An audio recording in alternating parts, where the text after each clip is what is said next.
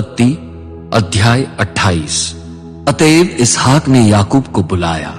उन्होंने उसे आशीर्वाद देते हुए आज्ञा दी, तू कनान देश की कन्याओं में से किसी के साथ विवाह मत करना।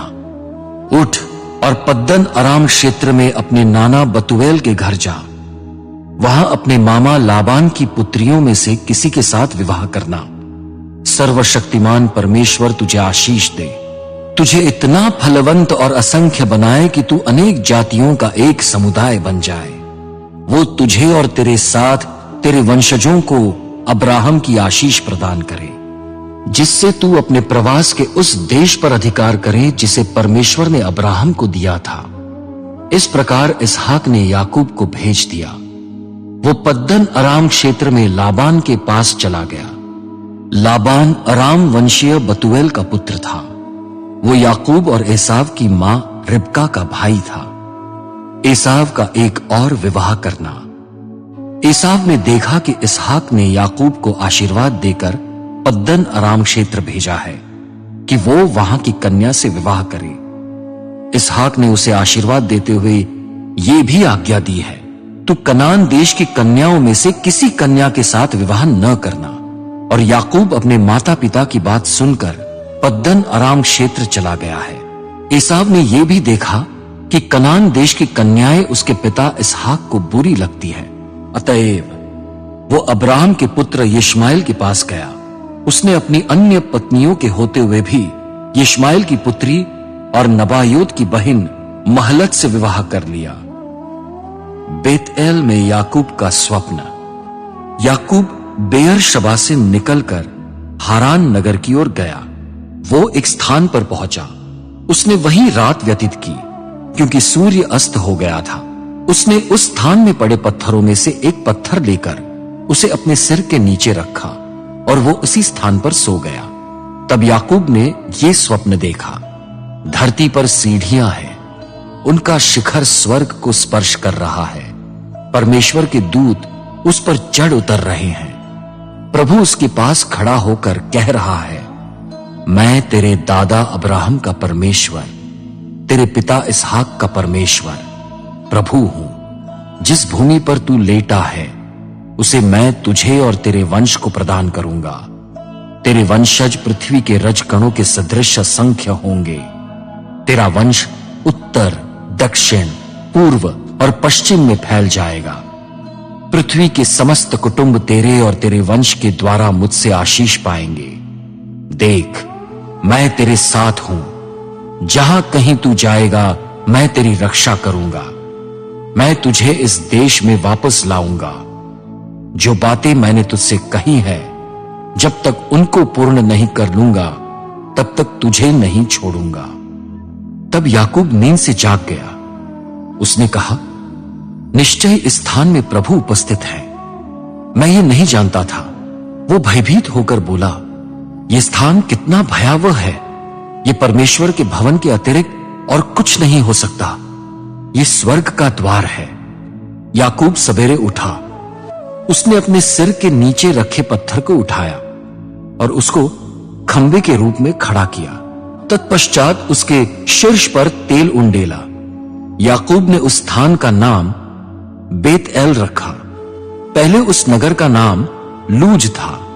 याकूब ने यह मन्नत मानी, परमेश्वर यदि तू मेरे साथ रहेगा और मेरे इस मार्ग पर जिस पर मैं चल रहा हूं मेरी रक्षा करेगा, मुझे खाने को रोटी और पहनने को वस्त्र देगा कि मैं सकुशल अपने पिता के घर लौट सकूं, तो तू प्रभु ही मेरा परमेश्वर होगा। ये पत्थर जिसे मैंने स्तंभ के रूप में खड़ा किया है परमेश्वर का भवन बनेगा। जो कुछ तू मुझे प्रदान करेगा उसका दशमांश मैं तुझे अर्पित करूंगा।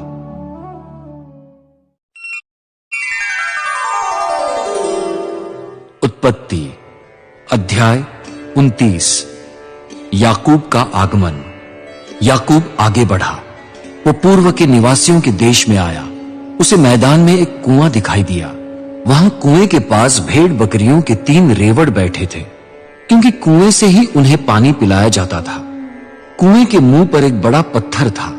जब सब भेड़ बकरियों के रेवड़ वहां एकत्र हो जाते, तब चरवाहे उस पत्थर को कुएं के मुंह से लुढ़काकर भेड़ बकरियों को पानी पिलाते थे। उसके बाद वे उस पत्थर को कुएं के मुंह पर उसके स्थान पर पुनः रख देते थे। याकूब ने चरवाहों से पूछा, भाइयों, आप कहां से आए हैं? उन्होंने उत्तर दिया, हम हारान नगर से आए हैं। वो उनसे बोला, क्या आप नाहोर के पुत्र लाबान को जानते हैं? उन्होंने कहा, हम जानते हैं। उसने उनसे पूछा, क्या वो सकुशल है? वो बोले, हां, वो सकुशल है। देखिए, उनकी पुत्री राहेल भेड़ बकरियों के साथ आ रही है। याकूब ने कहा, अभी तो दिन बीतने में बहुत समय शेष है। ये पशुओं के एकत्र किए जाने का समय नहीं है।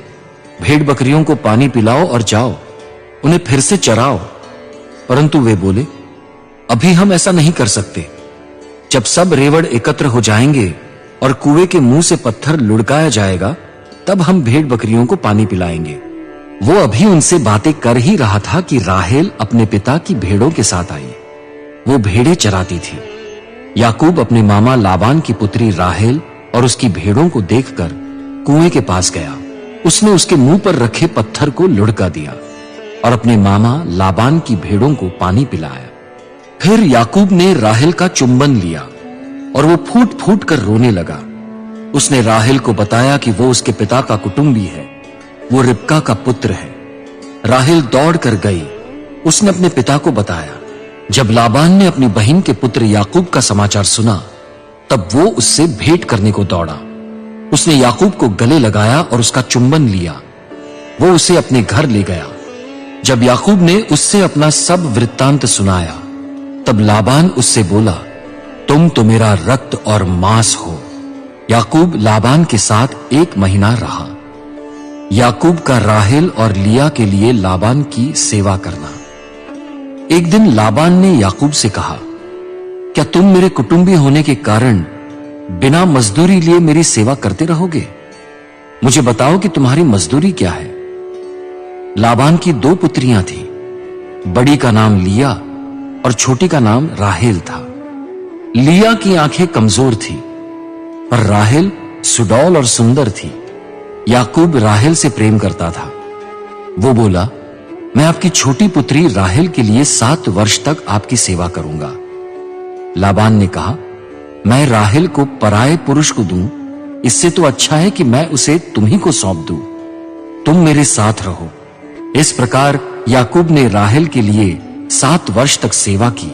राहेल के प्रति अपने प्रेम के कारण वे 7 वर्ष उसे कुछ ही दिन जैसे प्रतीत हुए। याकूब ने लाबान से कहा, मेरी पत्नी मुझे दीजिए कि मैं उसके पास जाऊं, क्योंकि मेरा सेवा काल समाप्त हो गया है। लाबान ने उस स्थान के लोगों को एकत्र कर एक बड़ा भोज तैयार किया। किंतु संध्या समय वो अपनी पुत्री लिया को लेकर याकूब के पास आया। याकूब ने उसके साथ रात व्यतीत की। लाबान ने अपनी पुत्री लिया को अपनी सेविका जिल्पा भेंट की कि वो उसकी सेवा करे। सवेरे याकूब को मालूम हुआ कि वो लिया है। उसने लाबान से कहा, यह आपने मेरे साथ कैसा व्यवहार किया? क्या मैंने राहेल के लिए आपकी सेवा नहीं की थी? आपने मुझे धोखा क्यों दिया? लाबान ने कहा, हमारे देश में ऐसी प्रथा नहीं है कि हम बड़ी पुत्री के पहले छोटी पुत्री को विवाह में दें।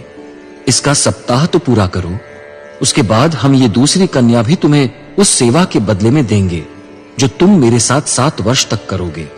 याकूब ने ऐसा ही किया। उसने सप्ताह पूरा किया। इसके पश्चात लाबान ने अपनी पुत्री राहेल का विवाह उससे कर दिया। लाबान ने अपनी पुत्री राहेल को अपनी सेविका बिल्हा भेंट की कि वो उसकी सेवा करे। याकूब राहेल के पास भी गया, पर उसने लिया से अधिक राहेल से प्रेम किया। उसने 7 वर्ष और लाबान की सेवा की। याकूब की संतान। जब प्रभु ने देखा कि लिया से घृणा की जाती है, तब उसने उसे पुत्रवती बनाया, पर राहेल निसंतान रही। लिया गर्भवती हुई। उसने एक पुत्र को जन्म दिया। उसने उसका नाम रूबेन रखा, क्योंकि वो कहती थी, प्रभु ने मेरी पीड़ा पर दृष्टि की है। अब निश्चय ही मेरा पति मुझसे प्रेम करेगा।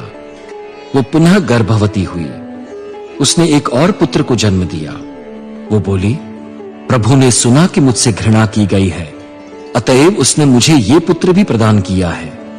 उसने उसका नाम शिमोन रखा। तत्पश्चात वो फिर गर्भवती हुई और उसने एक पुत्र को जन्म दिया। उसने कहा, अब मेरा पति मुझे मिल जाएगा, क्योंकि मैंने उससे 3 पुत्रों को जन्म दिया है। इसलिए उसका नाम लेवी रखा गया। वो फिर गर्भवती हुई, उसने एक पुत्र को जन्म दिया।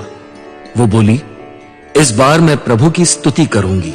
अतएव उसने उसका नाम यहूदा रखा। तब उसको संतान होना बंद हो गया।